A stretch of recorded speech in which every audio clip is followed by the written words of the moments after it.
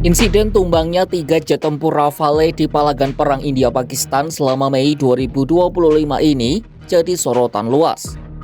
Pakistan mengklaim menjatuhkan 5 jet tempur India dengan 3 diantaranya adalah jet Rafale buatan Perancis pada Rabu 7 Mei 2025 lalu. Pesawat buatan perusahaan Dassault Aviation itu ditembak jatuh menggunakan jet J-10C buatan Cina yang digunakan oleh militer Pakistan. Di lain sisi, Indonesia sudah kadung memesan 42 unit Rafale dalam rangka modernisasi pertahanan udara. Apakah Indonesia telah mengambil keputusan yang salah? Dan benarkah jet Rafale tidak sekuat yang digembar-gemborkan? Simak selengkapnya dalam video berikut.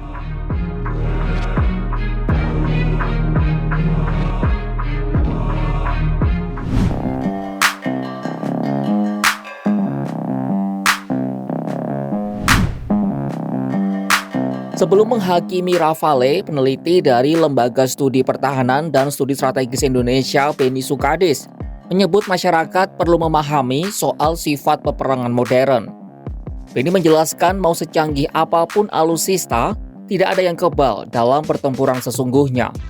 Medan perang disebutnya sangat dinamis dan penuh resiko.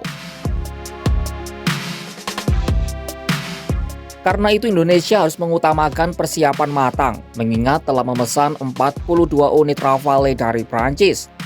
Fokus utama harus ditujukan pada hal-hal pelengkap alutsista, meliputi pemilihan dan integrasi persenjataan yang tepat, serta investasi besar pada peningkatan keahlian dan pelatihan intensif bagi awak maupun pilot tempur TNI Angkatan Udara. Aspek pelatihan ini menurutnya meliputi penguasaan taktik pertempuran udara ke udara atau air-to-air, serangan dari udara ke darat atau air-to-ground, serta kemampuan bertahan menghadapi ancaman dari darat ke udara atau surface-to-air. Selain itu, baik jet tempur, kapal perang, atau alutsista modern lainnya pasti punya tingkat kerentanan inheren di medan laga. Pemerintah dan TNI menurutnya perlu mengurus kesiapan operasional secara menyeluruh, mulai dari logistik pemeliharaan sampai kesiapan serta profesionalisme awak dan pilot. Lebih lanjut, Beni menegaskan insiden Rafale dalam konflik India-Pakistan bukanlah alasan untuk meragukan keputusan akuisisi Rafale secara fundamental. Insiden itu harus dijadikan penyadar untuk meningkatkan kesiapan di luar platform itu sendiri. Mengapa demikian?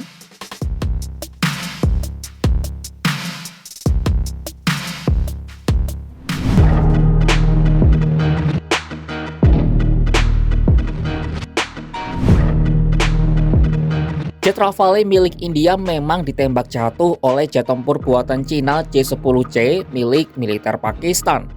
Tapi J-10C bukan satu-satunya faktor. Kunci utamanya justru pada integrasi sistem persenjataan oleh Pakistan. Sebab J-10C jatinya berada di generasi yang lebih rendah dari Rafale. Pesawat itu merupakan generasi ketiga, sementara Rafale generasi 4,5. Semakin tinggi generasinya, semakin canggih pula pesawat tersebut. Pertempuran Kashmir bukan pertempuran udara jarak dekat atau dogfight. Berdasarkan keterangan Pakistan dan India, jet tempur mereka berjauhan dan tidak saling berkejaran. Disinilah sistem peringatan dini berbasis pesawat atau AWACS menjadi penting. Pakistan memiliki SAAB 2000 REA buatan Swedia yang sudah terbukti salah satunya dalam pertempuran Kargil 2019. Peneliti Indonesia Strategic and Defense Studies atau ISDS Iwan Hermawan mengatakan, integrasi antara persenjataan Cina dengan sistem peringatan dini Swedia inilah yang jadi kunci sukses dari Pakistan.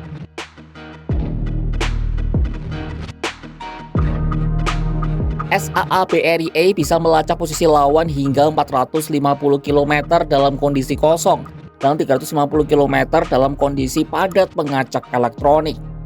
Sementara rudal PL-15 buatan Cina bisa menjangkau sasaran maksimum 300 km. Indonesia disebut Iwan patut memperhatikan perkembangan informasi pertempuran udara itu. Sebab selain tengah menanti Rafale, Indonesia juga sedang menjajaki kemungkinan membeli jet tempur buatan Cina. Sementara Kepala Dinas Penerangan TNI AU Marsikal Pertama Inyoman Suatnyana memastikan, TNI AU selalu mengikuti perkembangan situasi strategis di dunia termasuk antara New Delhi dan Islamabad.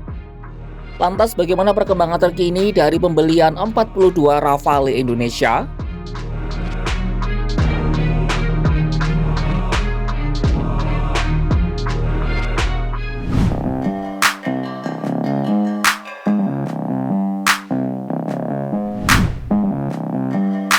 Awal Januari 2024 lalu, Direktur Utama Dassault Aviation, Eric Treppier, mengumumkan bahwa semua tahap kontrak pembelian 42 pesawat Rafale telah aktif.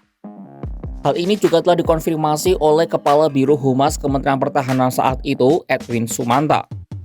Indonesia telah memesan 42 jet tempur Rafale dengan nilai kontrak mencapai 8,1 miliar dolar Amerika Serikat atau sekitar 133 triliun rupiah.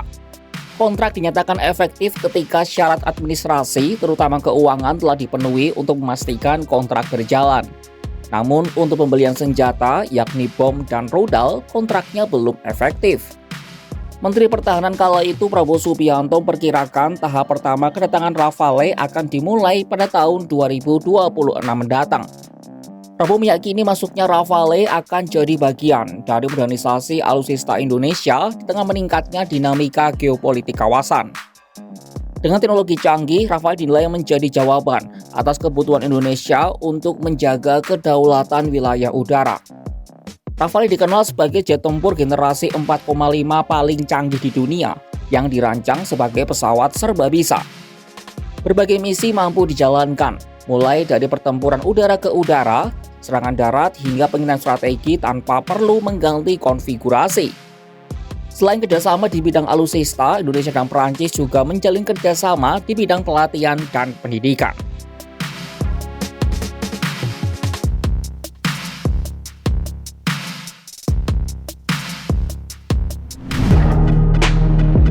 Dari fakta yang terjadi, jet Rafale tumbang di Pakistan, tapi bukan berarti pesawat itu jelek. Sebab medan perang sangat dinamis dan tidak tergantung hanya pada satu faktor. Bagi Indonesia sudah memesan Rafale, hal terpenting adalah membuat sistem pendukung untuk memaksimalkan kemampuan, sekaligus mempersempit kekurangan pesawat Prancis itu. Saksikan kabar terkini dari dalam dan luar negeri hanya di kanal YouTube Kompas.com.